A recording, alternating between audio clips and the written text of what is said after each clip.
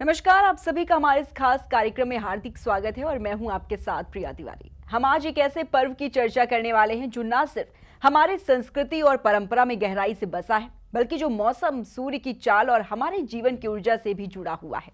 जी हाँ, हम बात कर रहे हैं मकर संक्रांति की। ये पर्व सिर्फ तिल और गुड़ तक सीमित नहीं है, बल्कि ये सर्दियों की समाप्ति, नई ऊर्जा, नए उत्सव और नए आरंभ का प्रतीक है। इस बार लोगों में थोड़ी कंफ्यूजन देखने को मिल रही है कि क्या ये पर्व 14 को मनाया जाए या फिर 15 जनवरी को। और इसी उलझन को दूर करने और हमें इस त्योहार की सही तिथि और महत्व समझाने के लिए हमारे साथ स्टूडियो में मौजूद हैं आचार्य मनोज शुक्ला जी।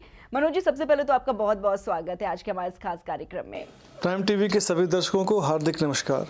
आचार्य जी, मकर संक्रांति के त्योहार को लेकर इस बार देखा जा रहा है कि लोगों में काफी ज्यादा कंफ्यूजन की स्थिति है कि मकर संक्रांति का जो त्योहार है उसको 14 जनवरी को मनाए या फिर कि 15 तारीख को। और क्योंकि देखा जा रहा है कि तमाम लोग इस पर काफी असमंजस की स्थिति पर इसे देख रहे हैं, आखिर सही तिथि क्या है इसकी?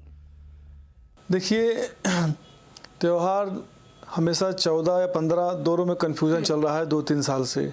ज्योतिषीय दृष्टि से अगर मैं कहूँ तो सूर्य 14 जनवरी 2026 को मकर राशि में प्रवेश करेगा, यानी खगोलीय विज्ञान के हिसाब से यही दिन मकर संक्रांति है। लेकिन मकर संक्रांति रात्र में 9:19 के बाद लगेगा महावीर पंचांग के अनुसार।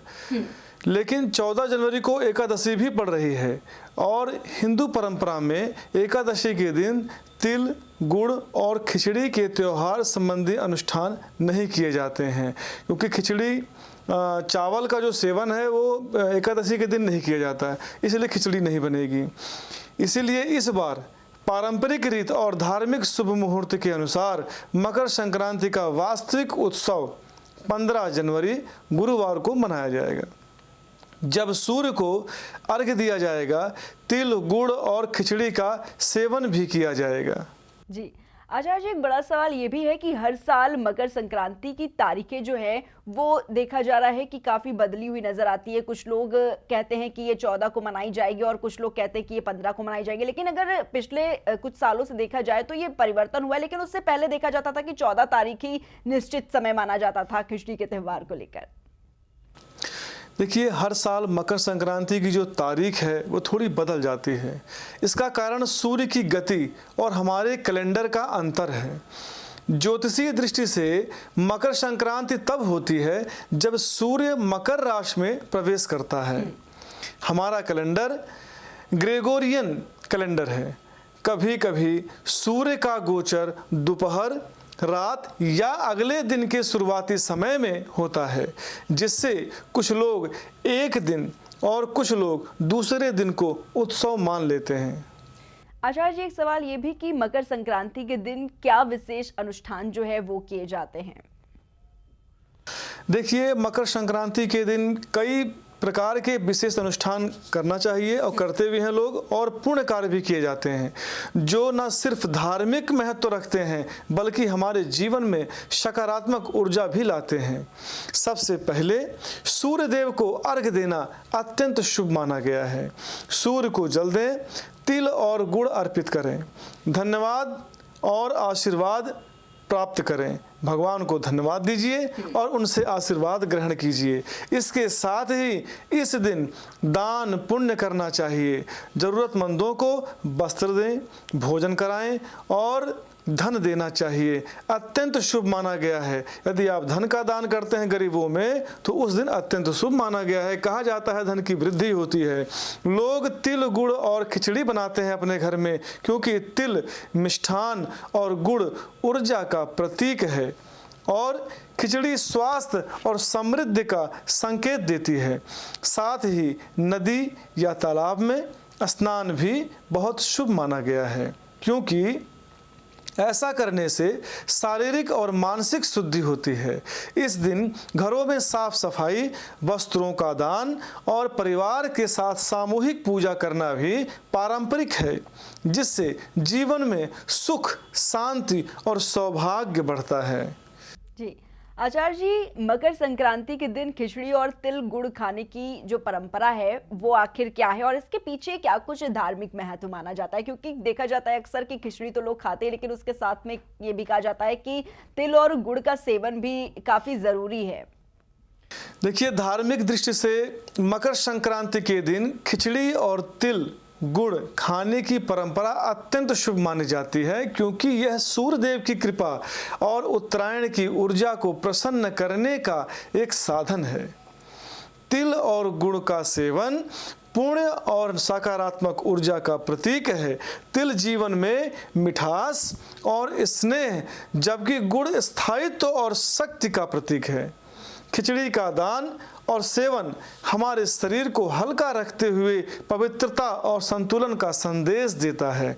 साथ ही इस दिन दान पुण्य करना और तिल गुड़ का वितरण करना संसार में सौहार्द, स्वास्थ्य, खुशहाली और समृद्धि आती है कहा जाता है। यही कारण है कि हमारे ऋषियों ने इसे सिर्फ भोजन नहीं बल्कि पुण्य कर्म और धार्मिक अनुशासन का प्रतीक भी बनाया था। जी आचार्य जी, देखा जाता है कि मकर संक्रांति के दिन दान का एक विशेष महत्व माना जाता है। कहते हैं कि पहले दान करें और उसके बाद आप खिचड़ी बनाएं या फिर खाएं। लेकिन बात करें दान की, तो क्या क्या चीजें दान करनी चाहिए आज के दिन? देखिए, मकर संक्रांति के दिन दान करना अत्यंत शुभ माना गया है, पुण्यकारी है। लेकिन क्योंकि यह सूर्यदेव की कृपा और उत्तरायण के शुभ प्रभाव को आकर्षित करता है, इस दिन तिल गुड़ चावल दलहन वस्त्र धन और भोजन का दान करना, अर्थात ब्राह्मण को पत्रा भी दान किया जाता है, पंचांग जिसे बोलते हैं, दान करना शुभ माना गया है। तिल और गुड़ का दान जीवन में मिठास और सौहार्द बढ़ाता है। चावल और दलहन से भूखे और जरूरतमंदों की मदद होती है। वस्त्र और धन से सामाजिक और पारंपरिक धर्म का पालन होता है। इस दिन दान करते समय मन में ईमानदारी, स्नेह, निस्वार्थ भाव से मतलब लोगों में करना चाहिए, क्योंकि यही पुण्य कर्म हमारे जीवन में स्वास्थ्य, समृद्धि, शांति और खुशहाली लेकर आता है। क्योंकि ऋषियों ने बताया है कि मकर संक्रांति पर किया गया दान पूरे वर्ष के लिए शुभ परिणाम और सकारात्मक ऊर्जा प्रदान करता है। आचार्य जी, एक सवाल और कि मकर संक्रांति पर लोग पतंग जरूर उड़ाते हैं, क्या इसके पीछे भी कोई धार्मिक महत्व माना गया है पतंग उड़ाने के पीछे का?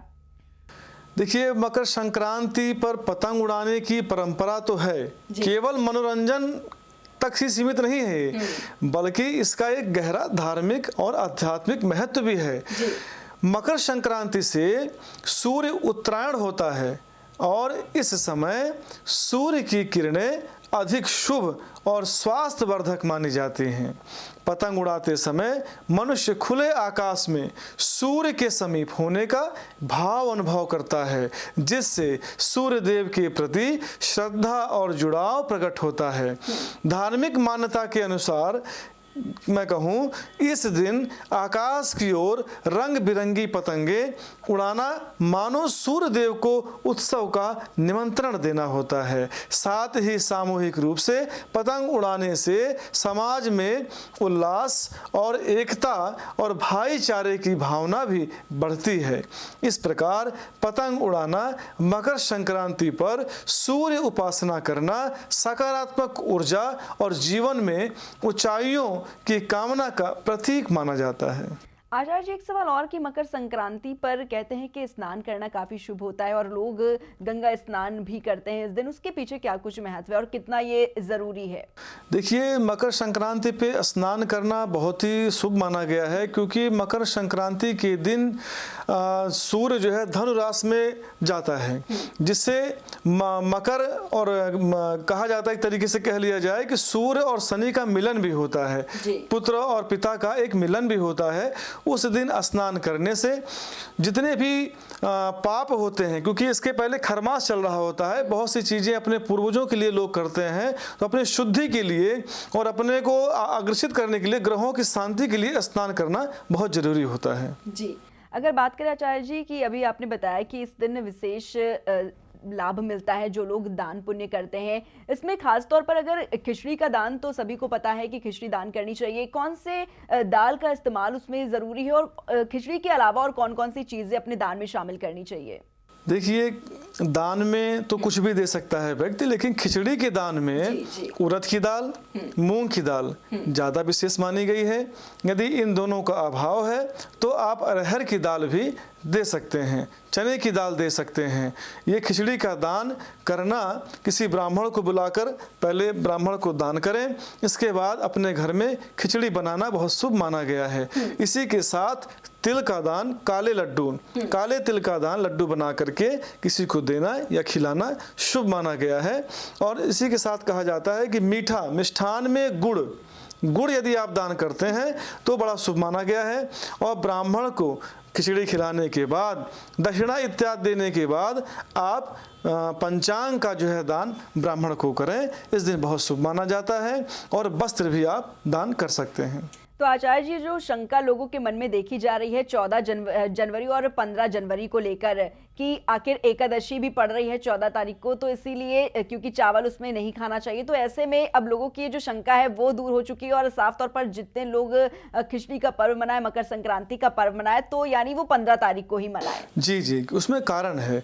देखिए, 14 तारीख को संक्रांति भी 9:19 के पर बदलेगी, धनुराशि पे जाएंगे, संक्रांति बदलेगी, क्योंकि महावीर पंचांग के अनुसार 9:19 पे दिखा रहा है। और भी पंचांगों में थोड़ा बहुत अंतर रहता है, 5 मिनट 10 मिनट का, लेकिन महावीर पंचांग के अनुसार 9:19 पे संक्रांति बदलेगी।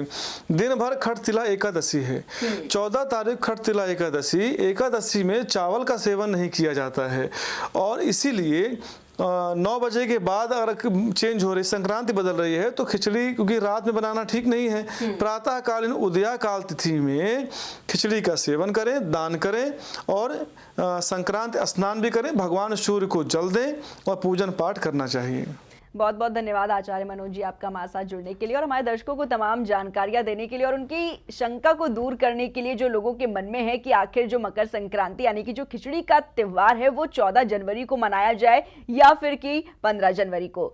तो आज के इस खास कार्यक्रम में हमारे साथ मौजूद थे आचार्य मनोज शुक्ला जी, जिनसे हमने जाना कि मकर संक्रांति केवल एक तारीख का त्योहार नहीं, बल्कि सूर्य की चाल, धर्म, परंपरा और सकारात्मक ऊर्जा से जुड़ा एक महान पर्व है। इस वर्ष भले ही 14 और 15 जनवरी को लेकर लोगों में काफी भ्रम की स्थिति देखी जा रही थी, लेकिन अब वो दूर हो गई है। लेकिन धार्मिक दृष्टि से जो सही विधि, अनुष्ठान और उत्सव की परंपरा है, हमें सही मार्ग दिखाती है।